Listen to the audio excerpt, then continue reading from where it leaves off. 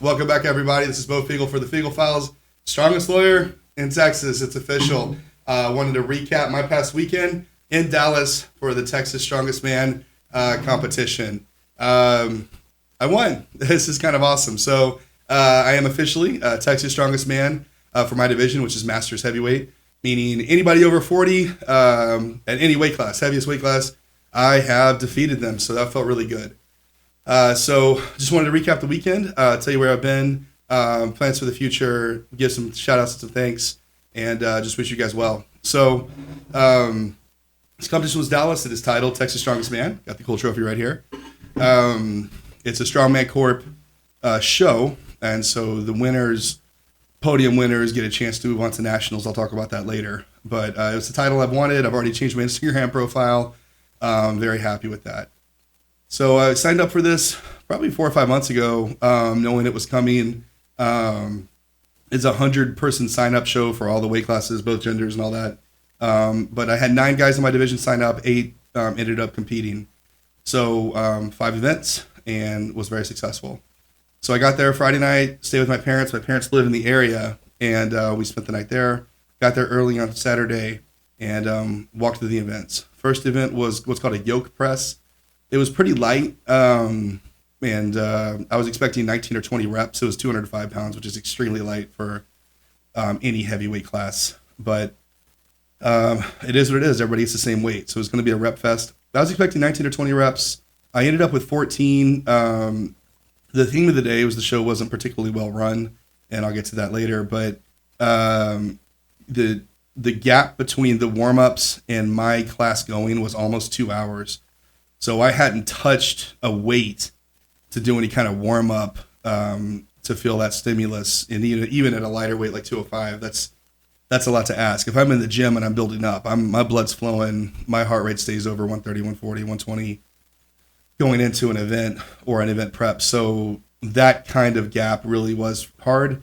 So I jump in, and then the yoke was a little different. It was more wobbly, but everybody in my weight class had the same weight, and everybody had the same yoke. So I started, I felt wobbly.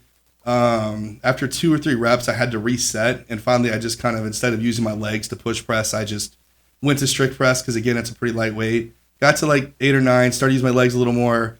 Got to 11. The 2 guys in front of me that had decent numbers had 12 each. Again, I'm expecting to get at least 19. Picked it up with 20 seconds left, pumped 3 more out, ended up at 14, and was like, well, I mean, I'm ahead with 4 guys to go. The next guy after me goes, he gets 13, and now I'm a little worried because maybe I don't win this event. But no one got close after that. And so event 1, despite not being the performance I was hoping for, didn't matter. Got first place. Jitters are out. I'm warm. Now the warm-ups are light for the rest of the show. Event 2 was a farmer's carry into power stairs. It was 50 feet with 205 pounds per hand into 205-pound power stairs. This is a light event, and that's not helpful to me. I'm a big boy Beau here with the big power belly for strongman. One of the things I've continued to work on is getting in better shape and moving quicker. So we worked really hard in prep. In prep, I was getting about 38 to 40 seconds for this. Again, it's different stairs, different heights, different implements, outside versus inside. So comparing these things is hard. The first several guys went. One guy got 36 seconds, and the guy right before me got 29 seconds. And so now I'm kind of like, well, just stay in the pack, bro. Like, you want to win this show, you better earn it. I went as fast as I could. No hiccups, no fumbles, no fumbles. I got 31 seconds. I think a couple of us got close, but I ended up second of the event. So after the first event, I'm up 8 points. This is as much as you can get per event. Second event, I get 7 points. I now have 15 points. Second place has 13 and a half points, and good events for me to come. Event 3 was deadlift. They only had the 2 bars, the mammoth bars we were deadlifting on to warm up. It was a scramble to warm up. Again, not a well-run show, a lot of criticisms. But again, everybody had to deal with that. I will say, though, when you're a bigger deadlifter, the warm-ups hit you more because you have a bigger stimulus to reach. So the lack of warm-ups hurt the bigger guys and the heavier lifters more because we're waiting longer, because when the event starts, they start at the lower weight. It's a rising bar, so whatever, 300 pounds, and they add 40 pounds, 40 pounds, 40 pounds, whatever it was. And we have to wait till we get to our opening weight to jump in. It was an hour. My last warm-up was 600 pounds, even, I think. It flew, and I didn't know where the weights would land, but the weights ended up landing 590, 630, 670, 710, 750. And I said, just trust yourself, man. You haven't missed a 670 deadlift in a year. Just do 670. So I'm sitting back, and my whole division starts. One guy was on the weaker, like more developing side for deadlift. He got out of there at, 470, 510, and moved up. And so my whole weight class went in anywhere from 510, 550, 590. Two guys pulled 630. I considered jumping in at 630, but for one of those guys, that was his third attempt. Another guy, his second attempt, and that was like a 30-pound PR for him. And I said, what am I doing? They're just wasting an attempt. If you want to do something special today and get a big number, you're going to go in later. So I just trusted myself. It was an hour wait, but who cares? Jumping at 670. The only guy that was left in my division missed. I jumped up, 670 flew. It was an RP6. It was nothing. Done. And I won the deadlift on my first attempt, which is felt pretty good, pretty surreal, pretty baller way to do it. Felt very validated, very confident, a lot of swagger there. My coach, Austin, was judging that. Asked him, I've already won the event. Go. He goes, nah, keep going. So the next jump was 710, not a PR, but a big pull. That flew too. I had a little more fight at the top, but it just flew. So screw it. I got one attempt left. The bar moves to 750. This would be a 25-pound PR. Got a little bit of a break and stepped up confident. Pulled it, but the weight pulled me forward a little. I wasn't able to sit back like I should have. I think a perfectly executed deadlift, I might have got it, but I got it to the bottom of my knees, sat there for a split second, dropped it, but who cares? My official score is 710 on my second attempt. The reality is I won that event the second I stepped up to the deadlift platform. So after 3 events with only 2 to go, I am now 7.5 points in the lead. I have scored 23 out of a possible 24 points. And with a 7.5 point lead, that means, I would have to 0 and someone win in second to even catch me. At that point, there was a 3-way tie at second at 15.5 points. That means there's a really dogfight for the podium. The next event was a sandbag throw, and same thing. Terribly organized event, just top to bottom. I go in. I was able to throw 1 sandbag to warm up. I was told it was 35 pounds. We looked at the bar that was supposed to be a 15-foot height. I'll bet every dollar in my pockets that was closer to 16 and a half, which who cares? I mean, if it's all the same, except you prep based on what you're told. So I've been throwing sandbags over 15. I was going to do 50, 40, 45, 50 or 45, 50 and try 55. 55 would be a PR. The way I felt and the points, I'm like, I can't 0 this. I can't take a jump, screw up and 0 and let someone back in. So I opened at 35. 1 or 2 guys were already out in my division.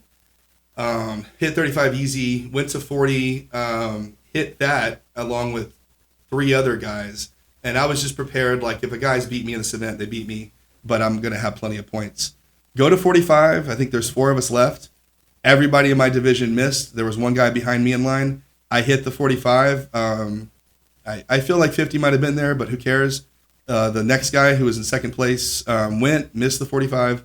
Now I've won my 4th event. And because 4 guys tied at 4th, the points just went down. So I got 8 points for that event, and I think a bunch of other dudes split 5.5 points apiece or something like that. So after 4, I'm 13 points ahead. I have mathematically won. I've already won the competition. So the 5th event was a wrecking ball hold, 300, 350 pounds, I don't know. And it was very poorly run. But I went up there. I got 3rd. I actually beat my prep by 15 seconds. So I'm proud of that. The 2 guys that beat me had bigger hands. I think hold events like that are not good strongman events because the size of your hands is so disproportionate to your ability to hold on. It's not really a grip strength. Grip strength, if you could measure, would make more sense, but who cares? So got 3rd in that. It was my worst showing, but still worst. So I ended up with 37 out of 40 possible points. I was 11 points ahead of the second place guy. Just dominated. So I'm Texas Strongest Master, which feels really good and really surreal. This is the coolest trophy I've ever had. And I think I've, really, feel very validated, very happy to get that result. Yeah, I met a lot of great people. Want to shout out my division. James Anderson and Rob DeLong from my gym did great. James got third. A guy named Sam Hardcastle, who I hadn't met, got second. Really hard fought between those guys. James actually beat me in that Power Stairs event, so congrats to him. Rob DeLong get a huge PR deadlift, so proud for him. From my gym, Rich Muchigamba just mauled the 120 kg division. Not even competitive. He's just a beast. And my buddy Justin Reyna, Dr. Justin, who's been on the podcast a couple times, was in a dogfight in his division, but came out on top. So all in all, heavy metal, my gym just had a great day. Want to thank my wife first and foremost for her support. People don't realize like what goes into the work we have to do in the sport to get competitive and be at a high level. It's not just going to the gym with your gym bros. The plan has to be there. We have to spend long hours. My sessions are usually 3-hour sessions a week. That doesn't include recovery. That doesn't include walks. That doesn't include diet. That doesn't include, the CPAP that's on next to her all night. The diet we have to follow. We don't always travel. I don't drink. Party. My world is very centered around that schedule. And my wife is not only a little, she's super supportive. The videos I posted on my post about it, the reel will come later, was, you can hear her and her love and support. And so, the day was like 12 hours long, and she's there with her 2 kids, my stepkids, and they do great, but it's a long day for kids. And you would never know that it was a long day to her because she is there just being supportive and loving. So can't thank her enough. And I love you, baby. Thank you. My gym family, heavy metal, they had a booth there. It's hard to explain to people that aren't maybe in a sport like this. I would presume maybe CrossFitters, powerlifters all feel the same way, but it's an energy from the gym. We really are a team together, and we all want to see each other succeed. And, it's those micro moments in the gym where you're helping each other load plates, support through a lift, the likes and acknowledgments on social media, the text of support, or maybe the text of accountability, where you've been, or you need to work harder. All that community and family makes these results possible. This is a team win. So it's surreal. When I'm up there, I want to win for me. I'm competitive. I want the work I put in to pay off, but also I want to validate their investment. And I hope I did. I think I did this past Saturday. So, heavy metal can feel grateful. It can feel proud of their work to pull something like this off. I've said it a bunch, but I was a fat slob 5 years ago, tried to start working out again. And then 4 years ago, found strongman. And like 3.5 years ago, found heavy metal and my coach, Austin. And again, I'm nothing but supported, loved, and just that family and team there. Corbin, who competed, had a great time. He did phenomenal. Alex at the gym, Richard at the gym, Tim and Michelle, Miguel, my boy Miguel. I'm going to forget so many people, but the whole gym itself is just, thank you very much, sincerely, from the bottom of my heart. This is the part of my life that keeps me healthy, both physically and mentally. This is my outlet. This is my peace. This is my safe space, whatever you want to put on it. This is what lets me, I think, be almost the truest expression of me. I love my job, but there's something about the goals I set in this sport and meeting them with the team behind me. I want to thank my parents, who were just nothing but love and support. They sat there all day. They acted just as proud of me as if I was in, Little League baseball or in high school, was high school sport. And what's cool is I can tell, like, my wife and my parents stuff learn about the sport as we go, so they know what they're watching, and kind of know what these numbers mean. Want to thank Nick Gardione, who judged at the contest. This guy's going to Worlds in a week and a half from today. I think this is going to drop on a Friday. He'll go a week later. His career is just taken off. He's been on the podcast before, and every word between us is nothing but encouragement about our sport, about our lifestyles, and I appreciate it. And of course, my buddy Austin. I don't know what to say, man. Thank you for everything. It's if you know the sport at all, Austin just won second at the Arnold's. He's just a perennial top 5 strongman. He's an auto invite to all the big shows. There's no question. This is maybe the third or fourth, second best deadlifter in the world right now. But you wouldn't know it when he's coaching me, coaching Rob, coaching Corbin, or Javier, or whoever. What you see is a teammate who wants his students and his friends to succeed. The programming from him is great, but and working out with him is great, and the tips are great, and those are all amazing, and I don't ever want to discount that.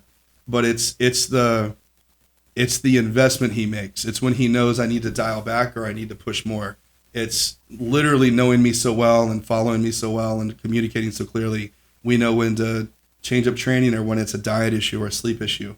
I know I can go to him when life is stressing real hard and, I'm doing my best in strongman, but the reality is I have to life too, and I have responsibilities that have to supersede it, and he finds a way to make sure I can be successful. Hope I made you proud, man, sincerely, and I appreciate so much everything. So, it's surreal. This is by far the biggest win I've ever had. Competing in OSG Worlds was great. I'm very proud of that, but